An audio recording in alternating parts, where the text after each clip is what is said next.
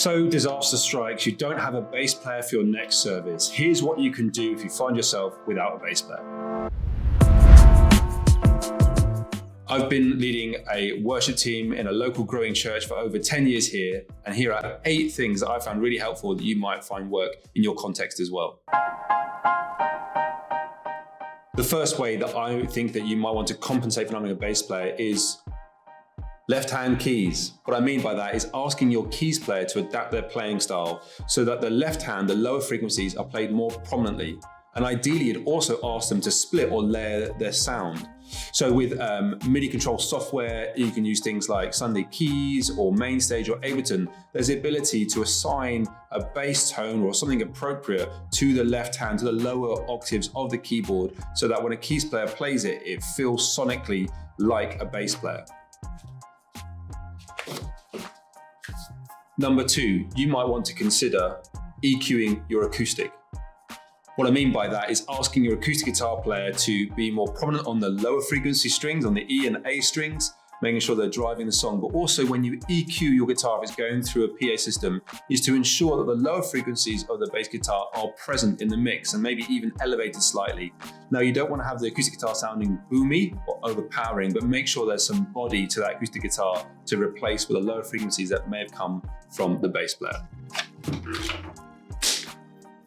Thirdly, a great way to replace a bass player is to consider using tracks. We've talked about that before on this channel, but it's a great way of having a digital replacement for a live player. And so it does mean you need to be playing with in-ears in and click and getting our bands to that level. But we found it really helpful on the days that we don't have a bass player and we want to have that high energy, lower frequency element in our worship. We can simply put on a track, arrange it beforehand, and then play knowing that the lower frequencies and the rhythm are all there locked in, and we have a full band sound as we worship together. Fourthly, this one's maybe a little bit contentious, but one way you might want to compensate for not having a bass player is actually to drop another instrument, and that's to drop the kick drum out of your full kit. We've found that if you don't have a bass player, sometimes it's more appropriate to replace a full drum kit with maybe a cajon or a box drum. And that allows it to look more balanced, but also sound more appropriate. And sometimes by simply removing the full drum kit, it makes the absence of a bass less obvious. This 5th idea is one that's certainly been the most important for us here in our local church. And as a response to not having a bass player, my 5th suggestion is to pray. Every time that we find ourselves lacking in a certain instrument, we come before God and we say, hey, this is what we would really love to have as part of our worship experience. God, would you bring along skillful bass players and other instruments? And God has always been faithful to bring along people to serve the local church in that area. So don't discount the power of prayer in your worship team. Number 6, we've also found that when we're lacking an instrument, it prompts us to do something that we should be doing more often anyway. And that's to invite people to come and play. You never know. If you've never asked people in a congregation if there's any bass players there, you'll never know. And so what you want to do in that moment is to remind yourself to talk to the congregation and say, hey, we need a bass player. Is anyone keen to be involved? This next one is quite personal to my story. When I was 15, our local church was going on mission. An acoustic guitar player in our youth group turned to me and said, hey, Paul, we want to have a band, but we don't have a bass player. Do you think you could learn it? And so number 7, I would suggest is that you consider training bass players. And so I learned to play the bass off of that. And that was the start really of my worship journey. And so I want to encourage you, consider people that are enthusiastic and have time, and consider training them to play bass. As your church grows, you can grow individuals as well.